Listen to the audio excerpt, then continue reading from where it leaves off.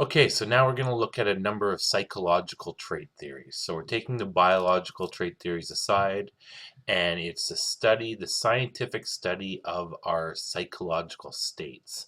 So it looks at a lot of issues such as mental health issues, um, our intelligence, how our brain functions, how we learn, those sorts of ideas, and applying them as psychological traits.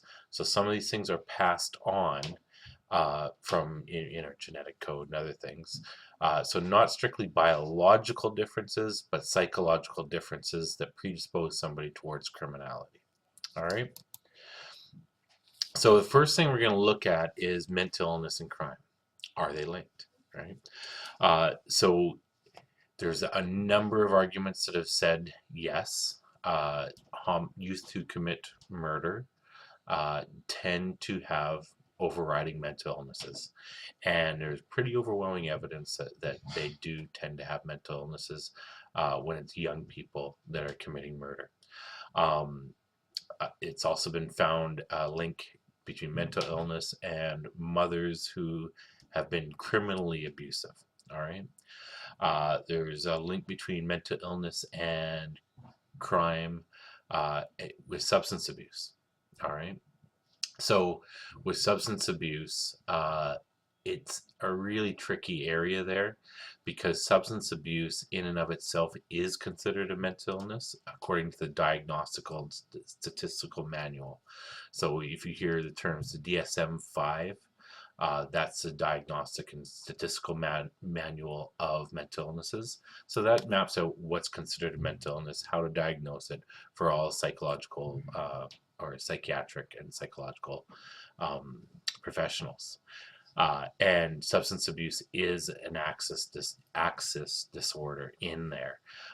So we know that substance abuse is highly related to crime for a variety of reasons. But it's also considered a mental illness because uh, uh, of its effect on the psyche and dependency and those sorts of issues. Uh, so people with mental illnesses tend to be more likely to be arrested. They're more likely to appear in court um, in some studies. And there is links between some violence that may be linked to paranoia. Again, we have to be very careful with this link.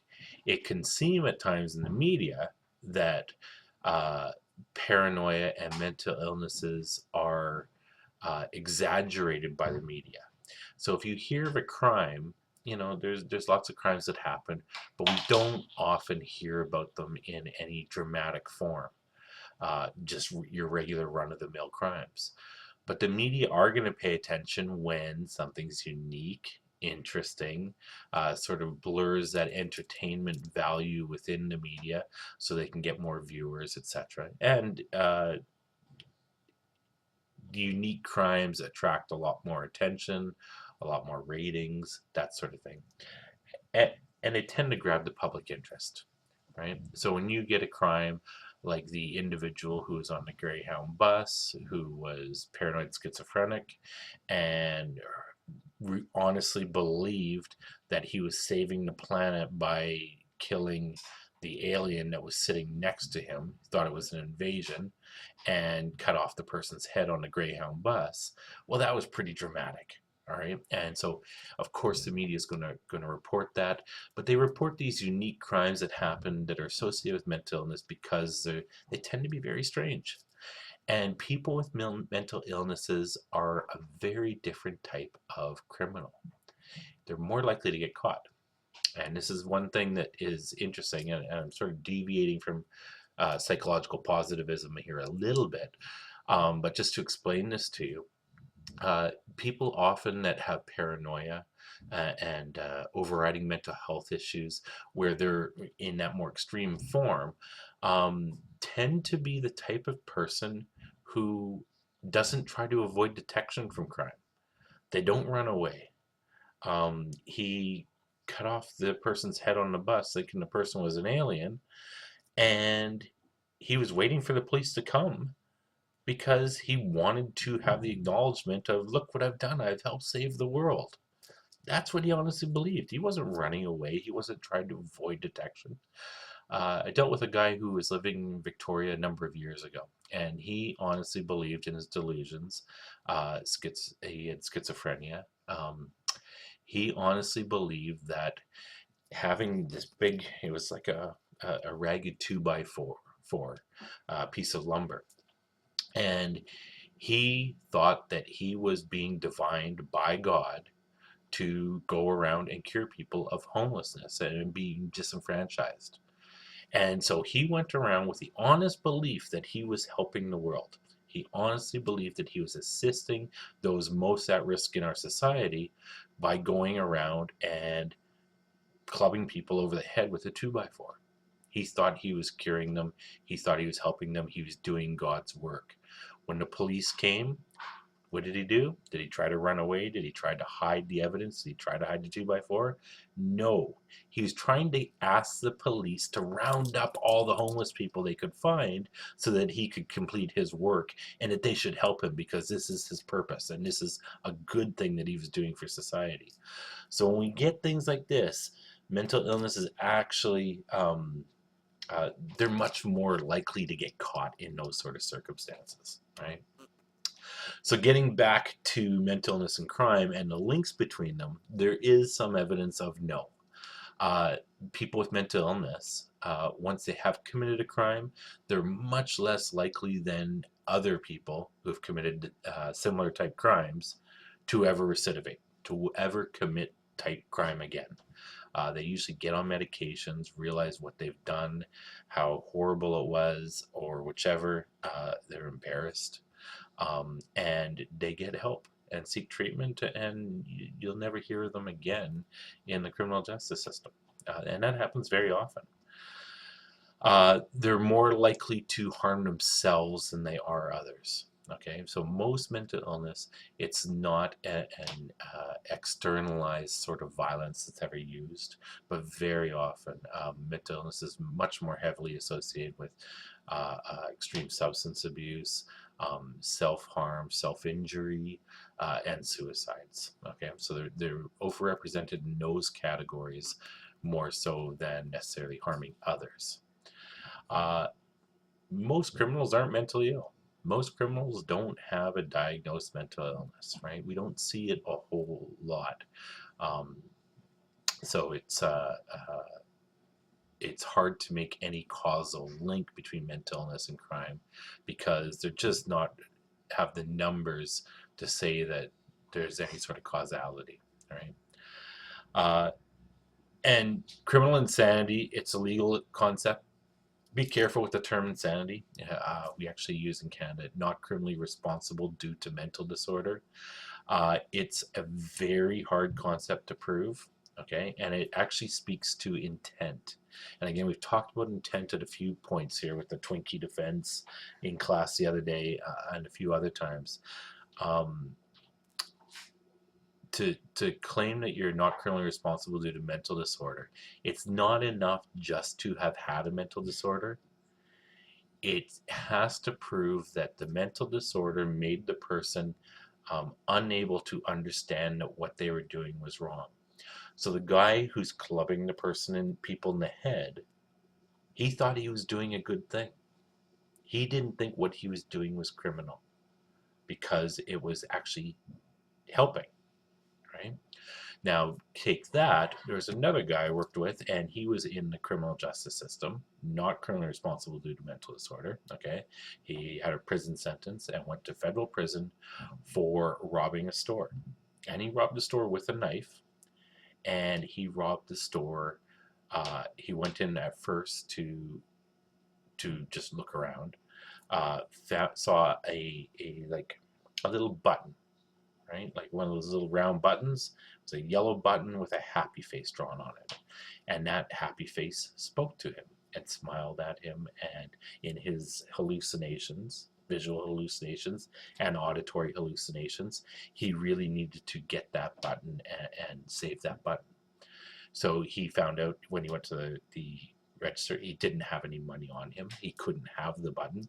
He went back outside or went back home, got a knife, a kitchen knife, went back into the store and robbed the store, not for any money, not the jewelry, because it was near the jewelry case.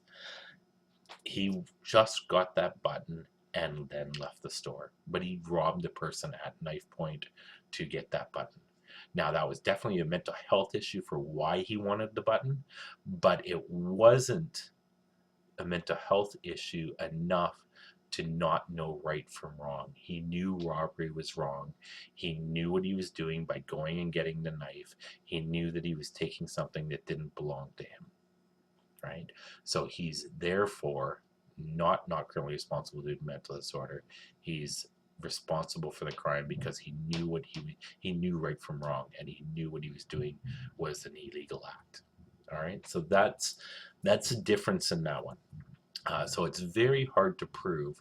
And on a side note, people who are not criminally responsible due to mental disorder go to forensic psychiatric hospital, and they're reviewed on a semi-regular basis by the Review Board of British Columbia.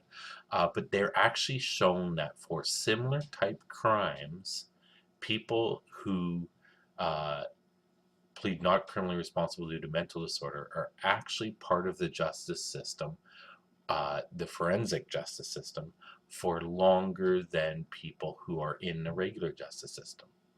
So a person in the regular justice system might have had a 2-year sentence for it. They get on parole at, say, maybe the 18-month mark, or wherever that's going to be on parole, and then at that 2 years, they're done.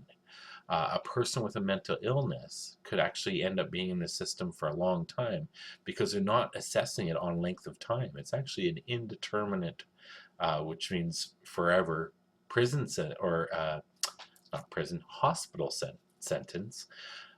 And how they're assessed for the release, for the discharge from that crime, is being stable, right? So if their mental health conditions can be stabilized, then they're good to go. But it takes a long time to do that in some cases, especially the more extreme cases. At what point can we say this person's no longer going to be a harm to society?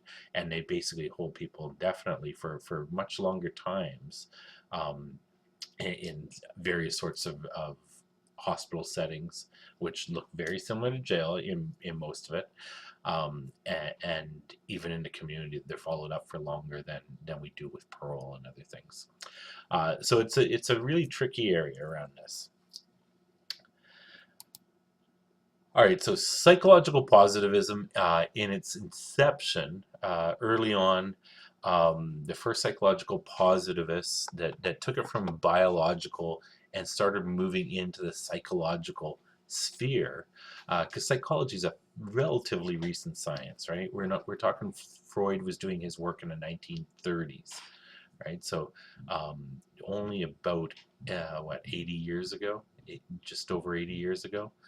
So that's relatively new in the sciences, right? So the first part was phrenology, and this was measuring skull size, and the idea was that people that had skull sizes or bumps in particular areas of their head had diminished capacity or increased capacity in certain areas to be able to access higher level thinking. And therefore, a lot of people that were criminal were shown to have deficits, and they could say, well, we think this person's a criminal because their skull is differently is different, right? And this ended up, as you can possibly imagine, uh, becoming very racially unfair. So people that were, this is done in Europe, Southern Europe at the time for the most part, people that were from Africa had slightly different skulls, right? The shape of the skull was adapted quite slightly differently. People that were from the Asian area, Mongol area, had much different skull shapes. Has nothing to do with the size of the brain, but that's what was thought at the time. And it was, again, using a very Eurocentric standard for what was normal and what was the proper size of a skull. All right, we'll continue this on the next one because I want to talk about these other 3 points as well.